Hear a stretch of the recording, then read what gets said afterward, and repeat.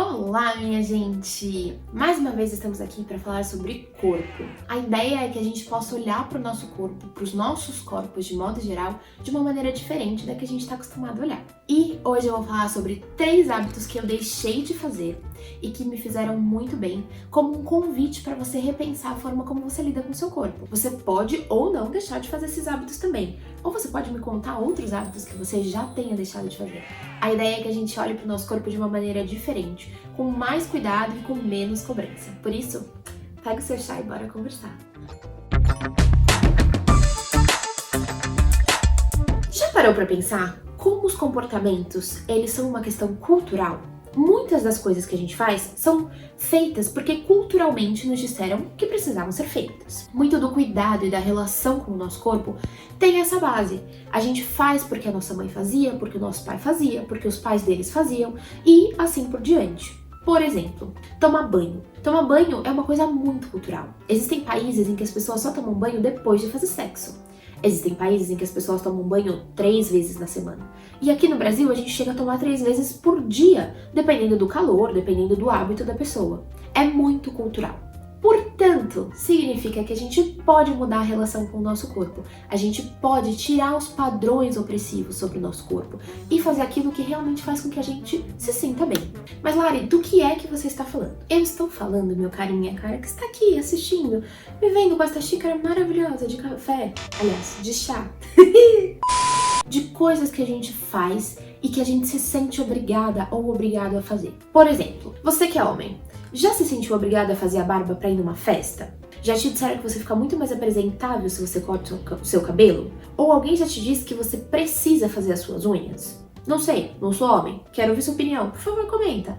Mas eu posso dizer como mulher, tem várias coisas que dizem pra gente que a gente precisa fazer, porque se a gente não fizer é sinal de relaxo. E dentre essas coisas, 3 eu já consegui flexibilizar na minha vida. Bora lá! A primeira delas, que eu consegui flexibilizar muito, foi a questão de fazer a minha sobrancelha. Eu comecei a fazer a sobrancelha. Fazer a sobrancelha significa tirar pelos da sobrancelha e ter um design específico, ter um desenho específico da nossa sobrancelha, e isso vai mudando com o tempo. Já existiu uma época em que a sobrancelha fininha era moda. Teve um outro momento da moda que a sobrancelha grossa era moda, arqueada, sem arquear, enfim.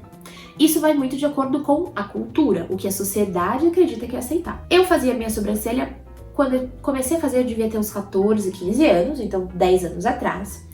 E eu já tive fase de fazer sozinha em casa, de fazer em vários salões, de ter a sobrancelha torta, porque erraram a sobrancelha, até que eu cheguei numa designer e ela mandou bem demais. Minha sobrancelha ficava linda feita, linda, linda, linda.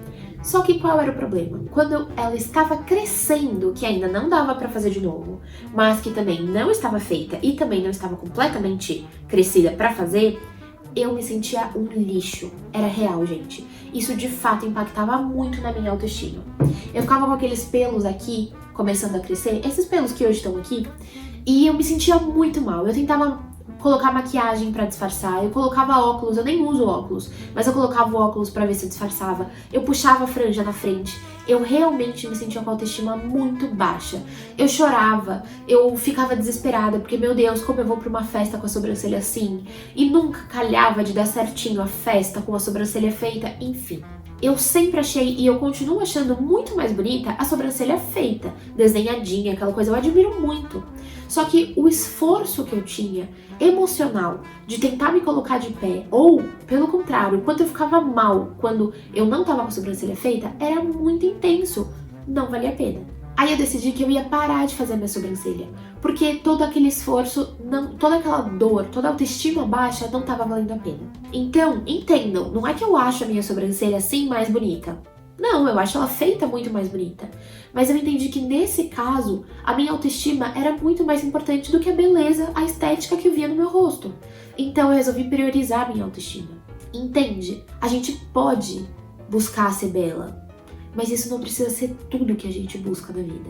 Essa é a grande chave da questão. Uma outra coisa que eu deixei de fazer foram as minhas unhas. Eu sempre ouvi, desde pequena, que mulher sem fazer unha era mulher relaxada, que onde já se viu, que mulher tinha que estar com a unha feita, nem que fosse pra tirar a cutícula e passar uma base, mas tinha que estar super feita. Eu via minha mãe fazendo todo final de semana a unha, eu aprendi a fazer, só que eu achava aquilo muito cansativo. Tinha vezes que em 15 minutos estava resolvido, tinha vezes que eu ficava 1 hora lá e a coisa não ia.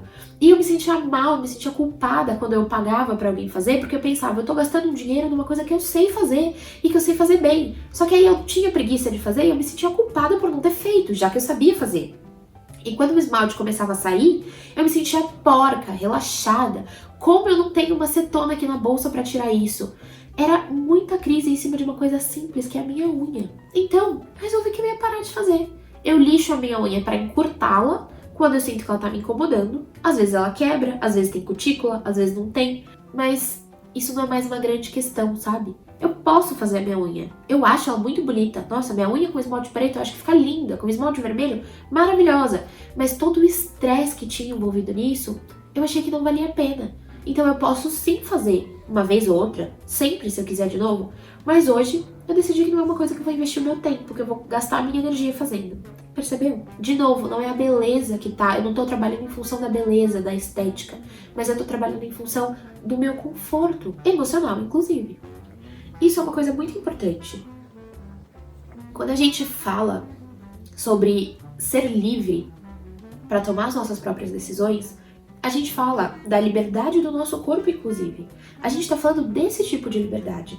Da gente saber que fazer ou não a unha, fazer ou não a sobrancelha, cortar ou não o cabelo, tudo isso não diz respeito ao nosso caráter, não diz respeito à nossa personalidade, diz respeito à unha feita ou não feita. É um fato.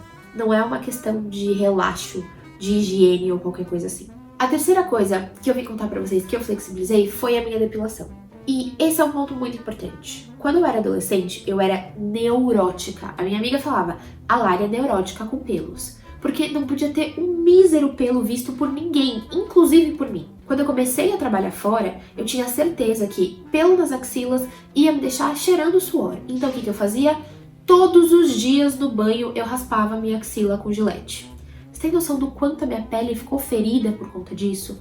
É só olhar pra homens que fazem a barba todo dia. Eles não ficam todos empelotados? Imagina isso no sovaco. Sem condições, gente. Eu me feri muitas vezes. Sem contar que eu cresci ouvindo de outras pessoas que a gente tinha que fazer com cera, porque a cera ia afinando o pelo, porque era muito mais bonito, porque era muito mais cuidadoso. Que absurdo, você faz com gilete, pelo amor de Deus. E aí eu me sentia culpada, porque eu não queria fazer com cera, porque fazer com cera demorava, eu tinha que pagar pra alguém fazer, doía pra caramba. E aí quando eu sentia a dor, eu pensava, mas todo mundo faz isso, por que que eu sinto dor? Não é possível, tem alguma coisa errada comigo, eu não sou mulher o suficiente. Gente, vocês têm noção do quanto um hábito, da pressão de se ter um hábito, fez com que eu questionasse o meu gênero, a minha identidade como mulher? Isso é muito grave, porque depilação, fazer a sobrancelha, fazer a unha, passar a maquiagem, tem que ser opção, tem que ser uma escolha nossa. Eu quero ou não fazer isso nesse momento. E por muito tempo não foi, era uma obrigação, era uma neura. E aí, pouco a pouco eu fui flexibilizando isso pra mim. Eu entendi que eu podia entrar em contato com os meus pelos, que tava tudo bem, que ninguém ia morrer por causa disso. Aí eu comecei a ficar em casa com eles expostos, olhando pra eles, entrando em contato e ressignificando, entendendo que eu não era suja, que eu não era porca, que eu não era menos feminina ou que eu não era menos mulher por estar com aqueles pelos na perna, na axila, no buço. Até que o dia que eu experimentei sair de short com alguns pelinhos na perna. E foi incrível. Sabe o que aconteceu? Nada. Ninguém olhou pra minha perna. E se alguém olhasse pra minha perna, eu não ia enxergar os meus pelos. Aí eu entendi que apesar da pressão ser muito grande e do medo de alguém olhar e de alguém falar, porque já aconteceu. Quando eu era criança, um tio meu me falou, nossa, você está com axila peluda, tem um gambá embaixo da sua axila? Pois é, ele achou que ele tinha esse direito. Apesar disso ter acontecido, ninguém tem o direito de falar sobre o meu corpo. Então ainda que alguém visse os meus pelos, não tinha que fazer a menor diferença. E perceber isso, perceber que como eu me sentia era mais importante do que como o outro me via, fez com que eu fosse me fortalecendo. E aí hoje, eu consigo não depilar mais. Eu consigo tá tranquila. Se de repente fizer um baita calorão e eu tiver com preguiça de entrar no banho pra me depilar, eu boto um short e saio. Não exatamente agora, porque a gente tá em isolamento, mas vocês entenderam a ideia. O ponto é, tá tudo certo. Ter pelos é normal. Eu nunca tinha parado pra pensar nisso. Vocês têm ideia de que fazem a gente acreditar que não é natural uma mulher ter pelos? Gente, pelo cresce no nosso corpo. Eles crescem. Eu não tomei nada para que eles crescessem. Eles simplesmente crescem. É do organismo. Assim como o meu cabelo cresce, os meus pelos crescem. Isso faz parte. E tá confortável com isso foi muito significativo para mim. Óbvio, cada um vai saber aqui onde aperta o seu calo. Aquilo que vai ser importante, aquilo que dói para você ou não. E um exercício muito importante que eu fiz para saber o quanto aquilo doía para mim ou doía para os outros foi pensar. Por exemplo, no caso dos pelos. Bom, tenho que viajar pra praia e estou com pelo na virilha. Se eu tiver com esses pelos, eu vou deixar de colocar biquíni e ir pra praia? Se sim, significa que ainda a opinião dos outros, a ideia de ser vista, de falarem dos meus pelos é muito impactante pra mim. Se não, significa que eu já tô pouco me lixando para aquilo que os outros pensam e tá tudo certo. Eu posso achar mais bonito, eu realmente acho mais bonita a pele sem pelos. Mas de novo, a beleza não precisa ser a coisa principal. Eu não vou ficar agredindo a minha pele com um aparelho de barbear todos os dias que nem eu fiz anos atrás. Porque eu sei que isso não é mais tão importante como parecia antes. Eu sei que isso não define quem eu sou, isso não define a minha feminilidade, isso não define o qual mulher eu sou ou não. Pelo contrário, isso define o quanto eu estou confortável com o meu corpo hoje para mim. Deu pra entender? O ponto aqui é fazer o exercício. Em função de quem que eu faço isso? É em função do meu bem-estar ou é em função da sociedade? Ah, Lari, mas eu me sinto muito melhor se as pessoas não estão falando mal do meu corpo. Bom, quem que vai estar falando do seu corpo? Quem é que tá te fazendo mal nessa história? Os outros ou você mesma? Deu pra entender a ideia? Esse é o ponto, minha gente. É a gente entender que os nossos hábitos, eles são culturais, que esses hábitos, eles fazem sentido dentro da nossa sociedade, eles têm uma justificativa, e essa justificativa geralmente está pautada no fato de que a gente consome mais para mudar essas coisas que são naturais no nosso organismo. Por exemplo, a gente consome o serviço de design de sobrancelha, o esmalte, o alicate, o serviço de manicure, o serviço de depilação, sem contar as dores que a gente sente ao fazer sobrancelha, a unha, a depilação, enfim. Tô falando tudo isso pra gente pensar. É muito importante a gente sempre pensar a serviço de que estão as coisas. É a serviço do bem-estar social ou é a serviço do meu bem-estar? Decidir não fazer a sobrancelha, fazer a unha quando eu quiser e me depilar quando eu quiser, foi uma decisão a serviço do meu bem-estar. Foi importante pra mim. E pra você? O que é mais importante?